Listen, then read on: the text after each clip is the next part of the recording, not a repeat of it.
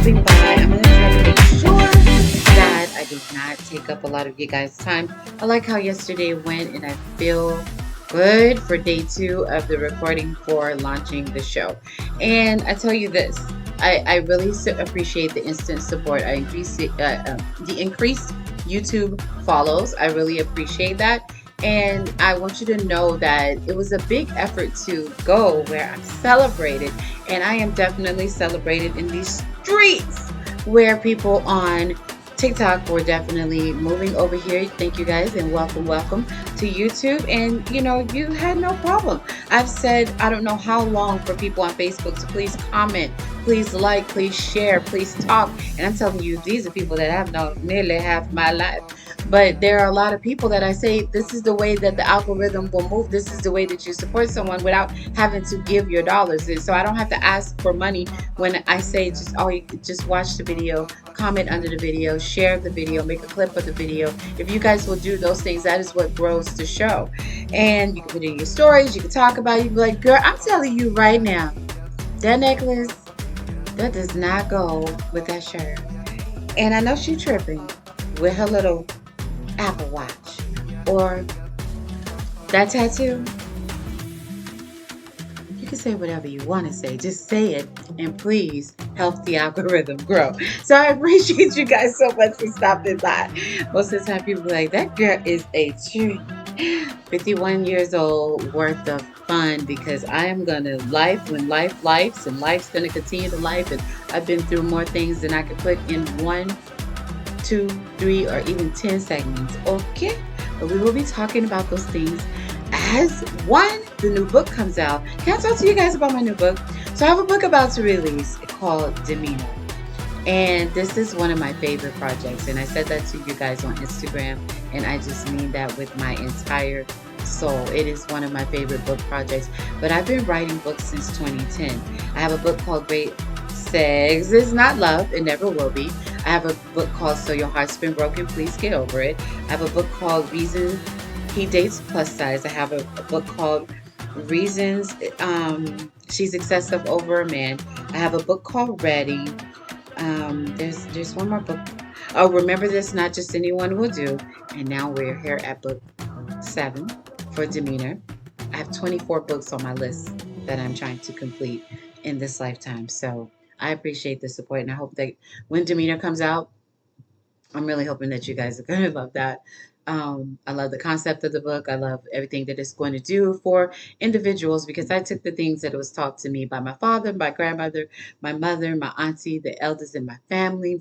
I took a lot of those things, and then I took my life experiences, the things that were not taught, the things that maybe have been watered down or taboo, or all that. And I had to go in and reach into life and grab some of those experiences, and I took those and added those into the book. I took what raised my 3 phenomenal adult children who are working in great careers and running their families and living their best lives. I took all those things on how that happened and what the tips that I give them and the tips that I had to learn myself and things that I learned from my mentors and my elders.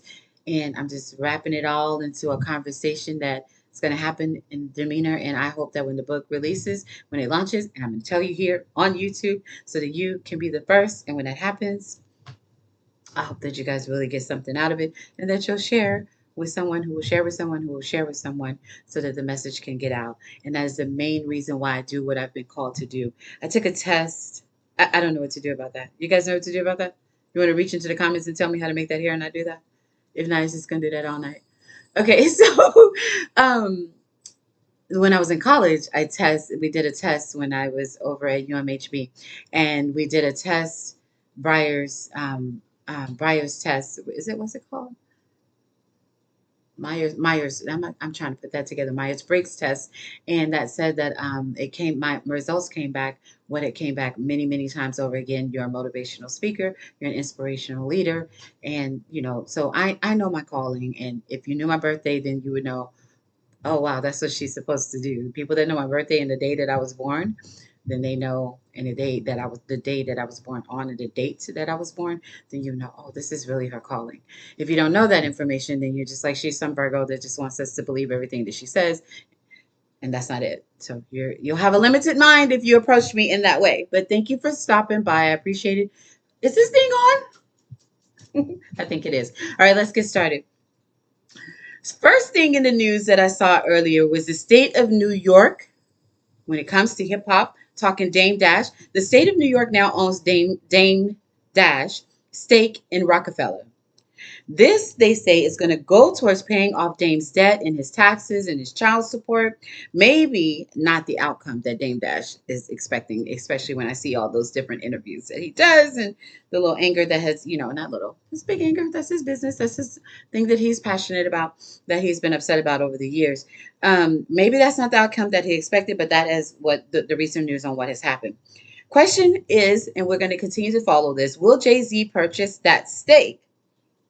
I'm guessing from the state of New York. They say that when it happened, or when this auction happened, that Jay Z was at no, Jay Z had his people there, but they didn't, do anything or make any bids or whatever. But his people were there, so something that I'm thinking that he has his eyes on. Lots to continue to follow on that Dame Dash update.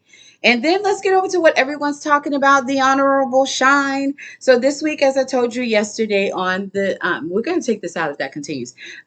This week, as I told you yesterday, the Honorable Shyne has a documentary coming back out on Hulu, and it's called The Honorable Shyne, and it's coming out this week.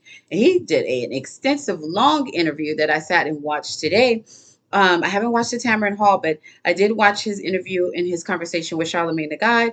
Shyne, who talked on yesterday's show, that we talked about on yesterday's show, was on the Breakfast Club, and he went into detail as to what we are going to see in the documentary when we get our popcorn ready and watch that documentary this week. Shyne says that he's been dealing with Diddy's main girl. That's not the but I just jumped right to that. That he said, he was just doing a whole bunch of irresponsible things, and he hadn't grown yet, and there was a lot of things that he didn't understand about just adulthood and loyalty and just taking care of each other and being a part of a team, and he was making a lot of mistakes. So he said that at the time he was dealing with Diddy's main girl. I'm telling you, when I heard that part, I had to click pause. I was like, wait, let me pause this interview before he ends up saying what I think he's about to say, because I really thought he was going to say who we thought he was going to say, because he was talking about at the time that Diddy was dating J-Lo. So I was like, is he saying that? But then he said, no, his main. And I was like, that's right, J-Lo was just a side chick. She wasn't the main. So at the time, I thought at the time that J-Lo was around and stomping them streets, I thought that Kim was the main. But Shyne wasn't talking about that, y'all. He said he was dealing with Diddy's main girl at the time. And Charlamagne questioned as to who he's talking about. And Envy asked, and then he just kind of led to, y'all going to see in the documentary. The name came up I was not ready for. I didn't expect to hear. Was he talking about Brandy? Look, let me tell you something. I didn't expect to hear that. Was he talking Brandy? I am not sure. All I know is that this documentary is about to reveal a lot. Okay? So just know that either he's going to say that he was messing with Kim Porter, or he's going to say that it was Brandy, or he's going to say, he said the woman also had music out. And that's when I kind of eliminated Kim Porter, and that she had albums out and she had music going at the time, and that she was also dating or had recently dated Mace. So Diddy stole her from Mace, and Shyne stole her from Diddy, or went behind with her from big problems. Okay? So he also talked about the writing of Bad Boy, and his creation and his part in that. And he talked about Confessions and writing the Confessions remix with Usher, and how he did that while he was locked up, and everything that came in the process that he went through with that. So that was a great interview to watch. He also said on the Breakfast Club that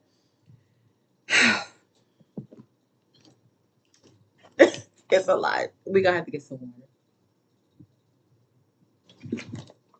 I thank y'all for coming by, because I'm ready to see this documentary. Popcorn ready, and my Uncle Nearest whiskey. I'm gonna have a shot or two. I can't have a lot because I'm on this journey with Terzepatide and Manjaro. If you have not gone to take a look at my videos, I am sharing with you my updates on Manjaro, and I'm sharing with you the weight loss.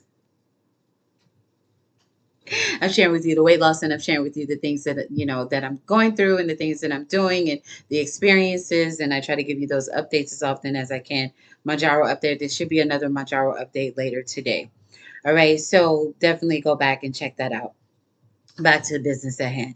So Shyne says on the Breakfast Club that witnesses lied on the stand, which it's not no breaker, but this what I'm about to talk about is witnesses lied on the stand, and he says what he's been saying, which framed him for the crime. He says that in 2012, here is the tea. In 2012, he met up with Diddy.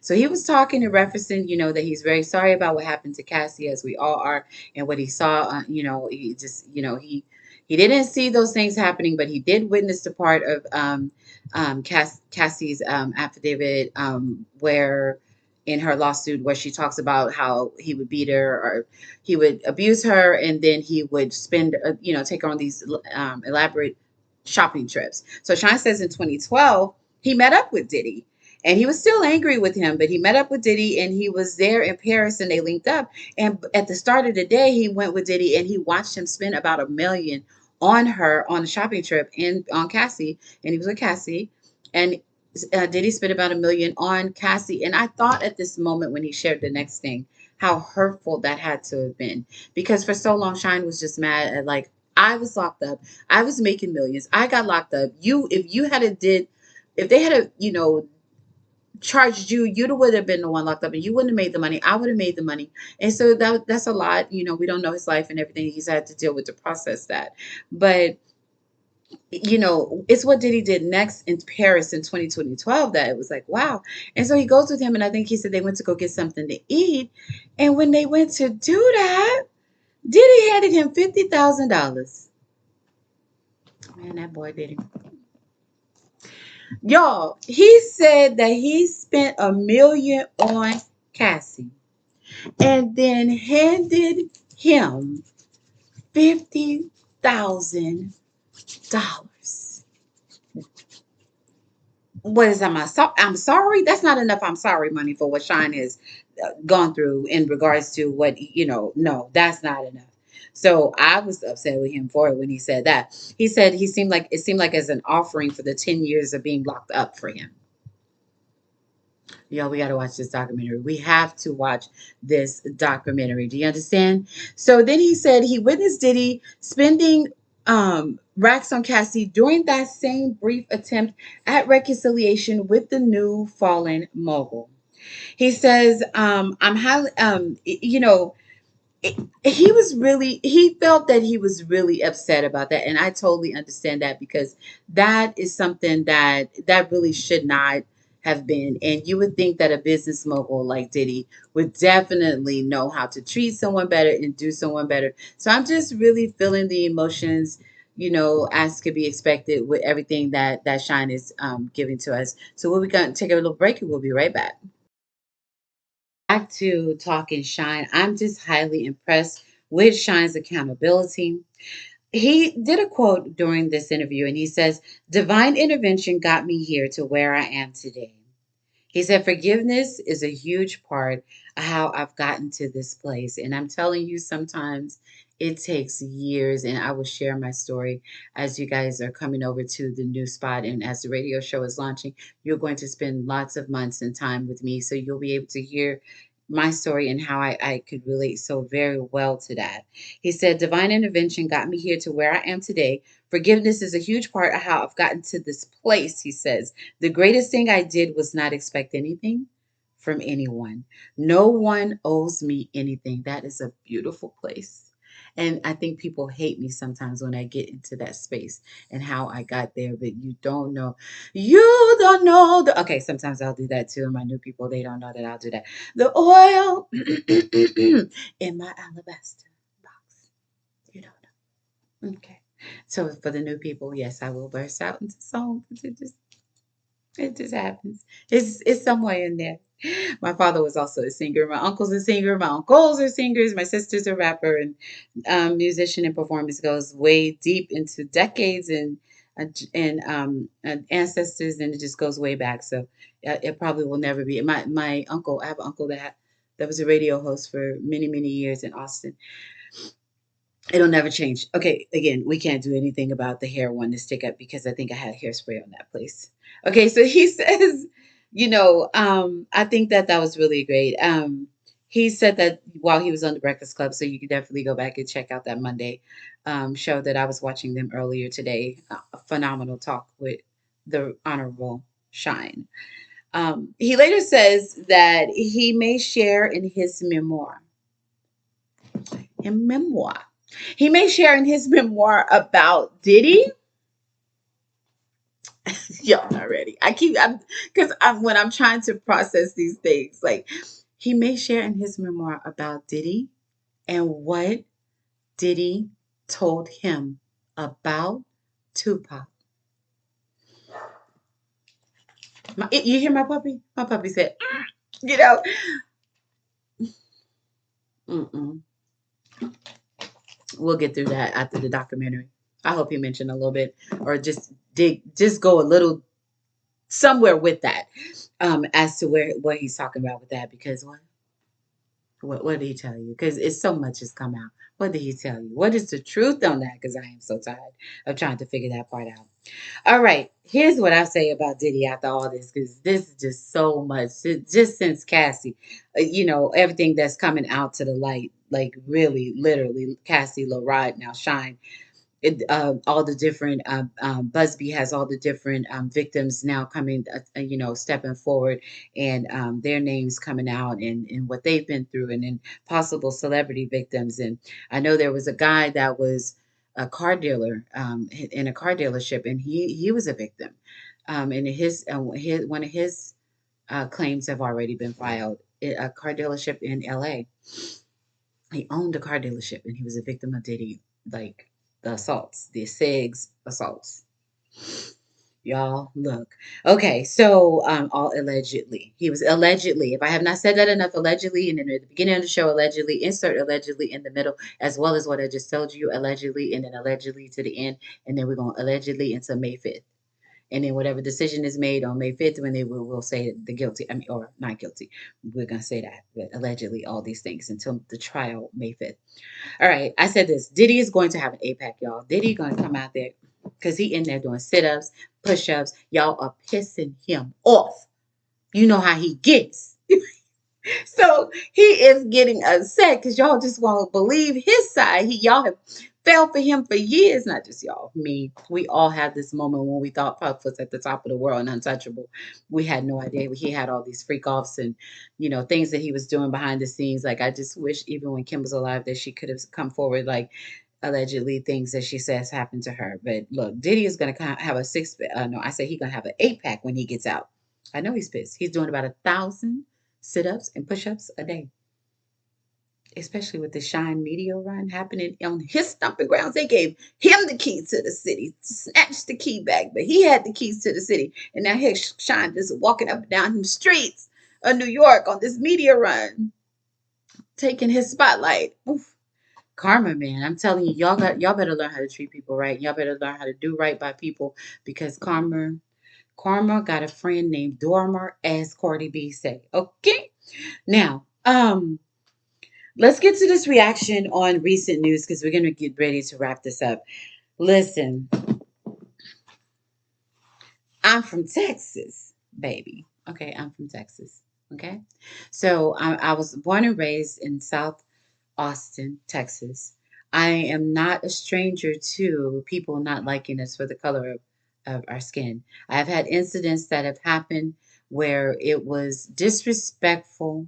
People just lead up to just not liking you just because you're black. I have many, many stories as the radio show launches, and as you guys continue to watch and tune in here on YouTube, you are going to see, along with when the radio show goes live, you are going to see and hear many, many stories about the things that I have endured, the resilience that I have had to tap into as I have experienced some of the worst things. I have been told to go to the back of the bus, yes, in the year 2000. I was told, coming on my way to college, and I was told to go to the back of the bus, in the year 2000. Yeah, I've experienced a lot of racism. So I'm not shocked at these things that are going on. I have said these things happen, and many, many times I would share stories. Here's a story that I had. South Austin. I'm living in South Austin, and I was on my way to work, and I had just dropped off my daughters because I hadn't had my son yet, and I just dropped off my daughters over to my sister. So I'm on the way to work, and I'm going over there by St. Edward's University. For those of you who are familiar with the area back then, and I'm going to work, and I would always catch the bus, go to about maybe I would go to maybe like First Street, and then I would get off and walk to a job that I was working on H8 downtown. That's just what we do. Sometimes I will walk from, if you're familiar with Austin, Texas, sometimes I will walk from job downtown Austin because I'm always working in corporate spaces. When I first graduated, I was an admin, and I was always working in corporate spaces, and I would walk from downtown all the way to South Austin, South First Street, Old Tarf, and St. Edward's University area. I don't know. I just used to love the walk. Probably would have kept that snatched over these years if I had to continue to walk. But anyway, so this lady says to me, she goes, and I'm going to try to quote her right. She's standing next to me, and she was such a little old frail lady, and so I'm like, yes, ma'am. She's like, good morning. I'm like, good morning. How are you? And then she's like, how are you doing? And I'm like, I'm doing well. If you have not been taught that, that's the flow. I'm good. Mm-mm. I come from a Southern Belle, and she won't let me answer that way, right? So, I'm doing well, right? So she was like, well, baby, where do you stay? Where are you coming from? And so I told her, like right there, and I just a couple blocks over, and I, you know, just right there. And so she goes, oh, well, honey, and she leaned forward. It was a little frail white lady, and she leaned forward and she said, well, baby, I didn't know that the South was integrated. Mhm. Yeah, how, like, you can't. It was somebody's grandma. I told myself all the way up to where it was somebody's grandma. I'm talking to myself just at work, just typing. That was you could have, but that was somebody's grandma. My boss was like, "What is going?" Because you can't just be somebody grandma. That's somebody grandma. I wanted to. That was somebody grandma. Mm. Yeah, so these experiences that I'm about to share with you, I'm no stranger to these things that are happening in the news. And it is so sad that we have let freedom of speech allow the Black culture to be so disrespected, almost as much as other cultures and other genres of people have been disrespected and have nothing done about it. Reparations now, especially when I start hearing about these things that are happening in recent events, right? So they said that a hate group, a neo-Nazi group, and I saw a little clip of it, not going to give them a lot of fame. They marched through Columbus, Ohio, and they were marching through, and they were yelling the N word and saying whatever. And then one of us walked up, like he was asking, a black guy was asking, like, what's this about? Oh no, y'all can get on out of here with that. And these guys were armed and everything. I did see an officer drive down the street, kind of turned on the lights, but I don't know. I think it was if it's an organized, march, and they've got their permissions and freedom of speech, and that's what happens. And the disrespect just endless as that freedom of speech continues. This is America. In regards to, the White House released a statement that the sickening display of the men marching and calling in words, you must, get out of here, you got to go, and we're about to put y'all out of here, marching with their neo-Nazi, gear on, with their faces covered up, of course, reminding us of the KKK back in the day. White House released a statement, this sickening display. I'm just so tired of the apologies from any group. I'm just so tired of that as being the only thing that can happen. Reparations now. The White House released a statement that this sickening display comes at a time of a rise in anti Semitic rhetoric and violence, and that this is concerning. Another hate incident happened in a diner where conversation was happening with groups of people that were dining, and I guess maybe the black guy was with his family, and the white guy's with his family, and the white guy just he effed around and found out. Okay, you probably get dining at a diner f's around and find out, or something like that is how the video is posted up.